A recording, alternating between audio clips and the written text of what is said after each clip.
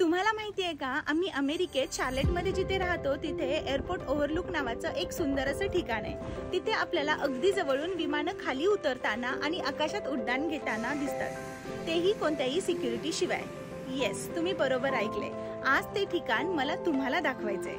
या पार्कमध्ये गेल्या सुरुवातीला US मिलिटरीचं रिटायर्ड झालेलं फायटर जेट ठेवलंय। त्याच्यासमोरच मुलांना खेळायला छोटासा रनवे आणि एअरपोर्ट थीमचं ही प्लेग्राऊंड। या पार्कच्या एका साईडला एअरपोर्ट आहे आणि त्याच साईडनी एरोप्लेन्स टेक ऑफ करताना दिसतात। तसंच पार्कच्या दुसऱ्या साईडला एरोप्लेन्स लँड होताना दिसत आहेत। कोणीही अगदी तासनतास रमावं असं ठिकाण आहे। लहानपणी आकाशात दिसणारं विमान नजरेपलीकडे जाताना वाटायचं, हे विमान कुठे जातंय?